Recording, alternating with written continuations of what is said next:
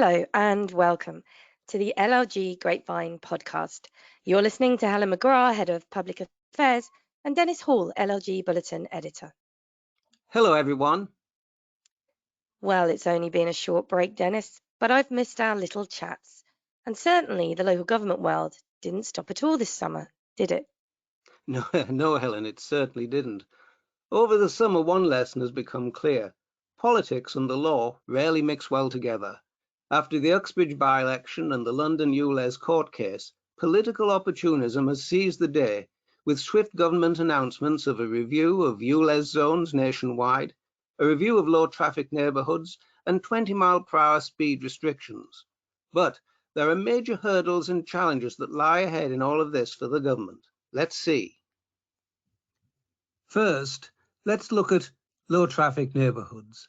The LGA has questioned news that the Prime Minister has ordered a review of low-traffic neighbourhoods, or LTNs, stating that councils are best placed to decide for themselves on whether to introduce these local traffic schemes. PM Rishi Sunak said he had ordered the Department of Transport to carry out a review of LTNs across the country over concerns that the schemes create congestion for motorists. But responding to news of the LTN review, the LGA's transport spokesman, Councillor Linda Taylor, said, "Councils are on the side of all road users and residents and are working hard to tackle congestion, make our air cleaner and improve the quality of life in their communities. It is important that we consult with all residents and businesses to find the best solutions to ease congestion and improve air quality for everyone. A national review is unnecessary." But low traffic schemes are not new. Every town and city has them. Examples of the kind of street infrastructure they involve have been around for decades. They are what traffic planning experts call modal filtering to achieve safer traffic flows. There are 26,000 in the UK, and even Boris Johnson was keen on them. But here's the problem. These LTNs are not legally defined anywhere, so how do you take formal action to review them? Neither the DFT or Number 10 have a working legal definition for these schemes, and they are made under powers exercisable only by local authorities and after extensive consultation. So, how precisely does government propose to intervene? So the government has really got problems on their hands, problems of their own making. And finally, let's turn to the announced plans for restrictions on designating 20-mile-per-hour zones. Again, the power to designate these is solely a local authority function, exercisable without ministerial approval under the Road Traffic Regulation Act 1984, and subject only to guidance in DFT Circular 1 of 2013. And it is universally accepted that they do reduce traffic incidents. So how precisely and upon what legal basis will government intervene following their proposed review? One councillor is reported as saying that all of this is government centralisation gone absolutely mad. It's hard to disagree. Now, the COVID-19 inquiry has announced that it will begin hearing evidence for its second investigation, examining core UK decision-making and political governance under Module 2 on Tuesday, the 3rd of October. The hearings will take place over 9 weeks and are expected to conclude on the 14th of December. The findings of the inquiry really will be pivotal for the public sector, and yet it seems to me that so far it's not garnered anywhere near the attention via the media as it rightly deserves, so much so, in fact, I find it rather perplexing. Let's see whether decision-making makes a more prominent feature in the press when it comes. Against this backdrop, families of those who died in care homes and hospitals during the pandemic have issued legal claims in the High Court against the Health Secretary, individual care homes and hospital trusts. The cases all relate to deaths in 2020 when patients infected with COVID were being transferred from hospitals into care homes.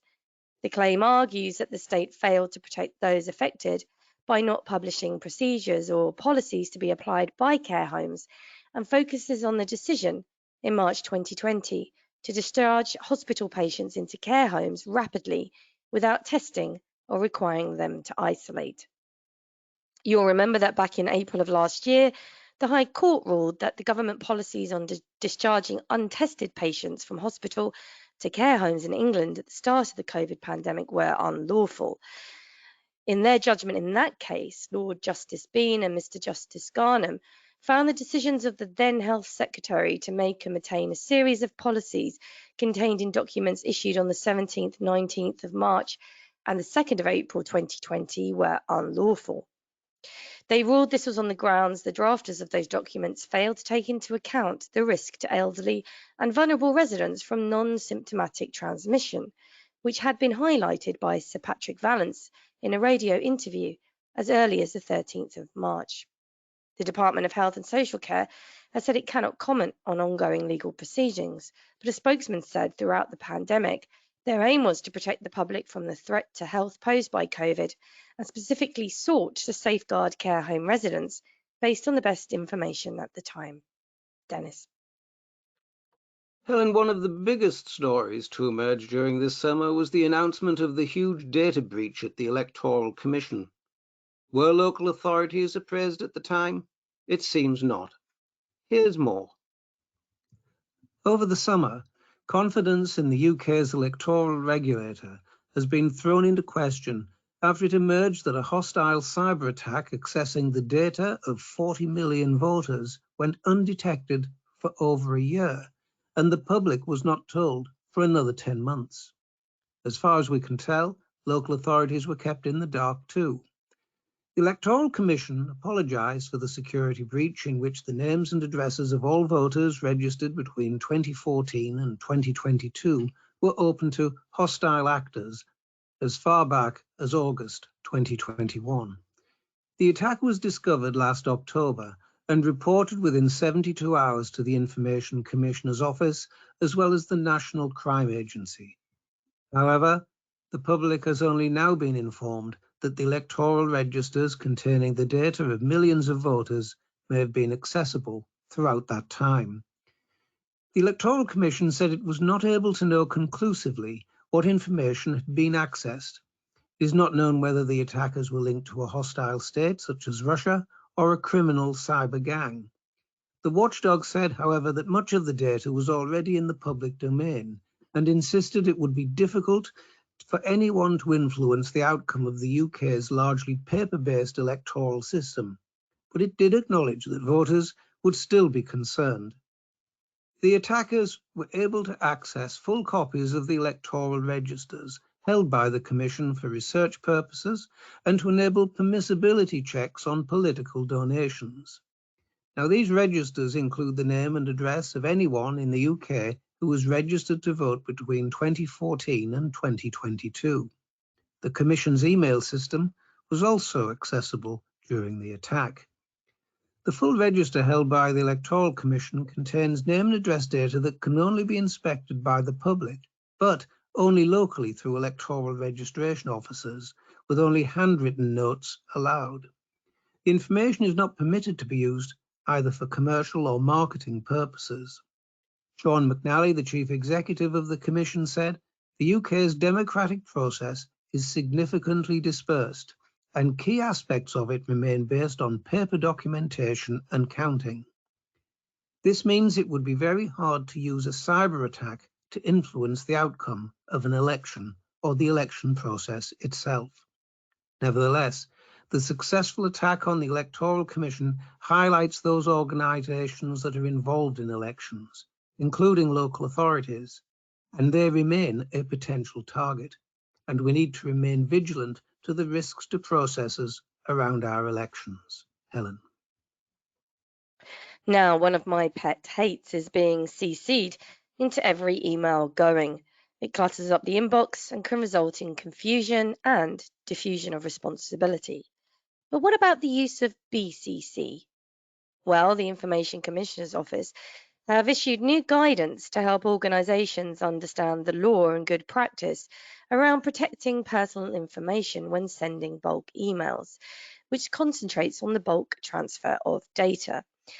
At a glance, it states that even if email contact doesn't have anything sensitive in it, showing which people receive an email could disclose sensitive or confidential information about them.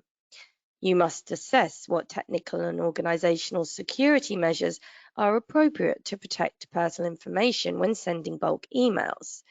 You should train staff about security measures when sending bulk communications by email, and you should include in your assessment consideration of whether using secure methods such as bulk email services or mail merge services is more appropriate rather than just relying on a process that uses the blind carbon copy.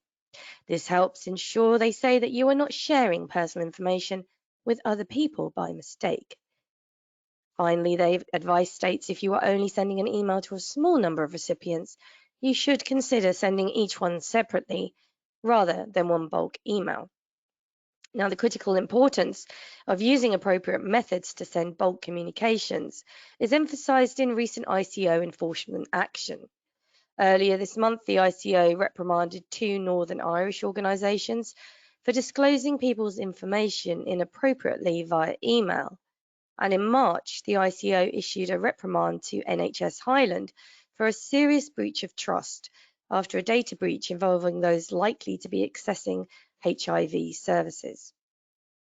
According to ICO data, failure to use BCC correctly is consistently within the top 10 non-cyber breaches, with nearly 1,000 reported since 2019.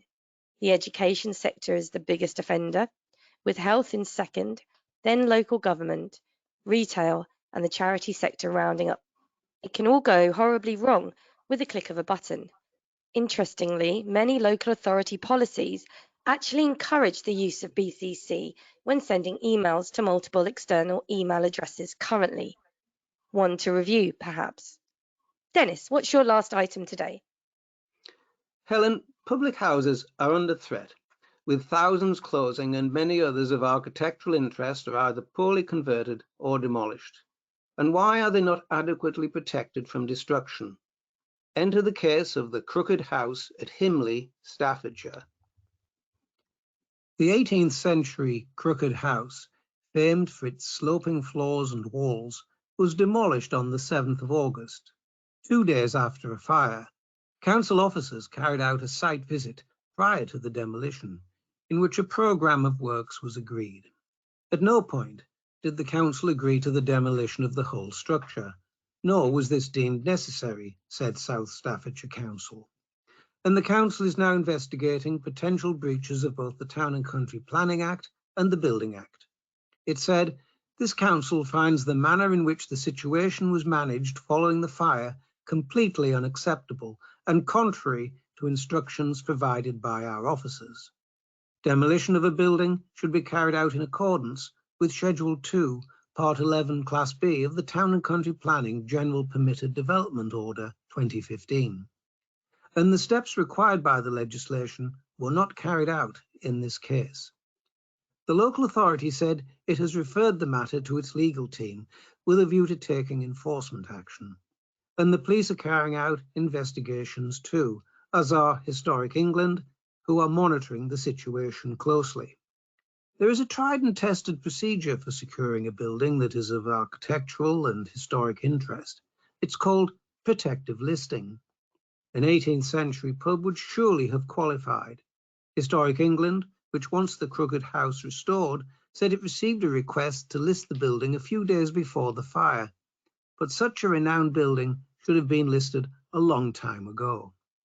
This is perhaps more evidence for the inadequacy of the current system in England. Witness, for example, the ongoing row over saving the unlisted M&S store in Oxford Street in London. Yet another example of the pressures faced by our national heritage. And to demonstrate that this is a national issue, the fate of the Crooked House has been replicated elsewhere, most notably the Leopard in Stoke, Harry's Well along the Curry Mile in Manchester, the Carlton Tavern, North London, and the Punch Bowl in Lancashire. Hope remains that the Crooked House will be reassembled and restored. And I'll drink to that. Helen. Well, I'll join you, Dennis.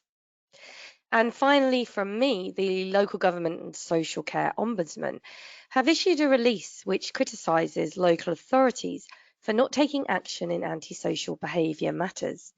In it, the Ombudsman states that people are suffering antisocial behaviour because councils are not thinking comprehensively about how they can tackle it and not using the broad range of tools available to them. The Ombudsman report reveals it has upheld nearly 3/4 of the cases it has investigated in the past year. These are cases ranging from low-level issues such as dog fouling and inconsiderate parking to more serious sustained harassment and intimidation.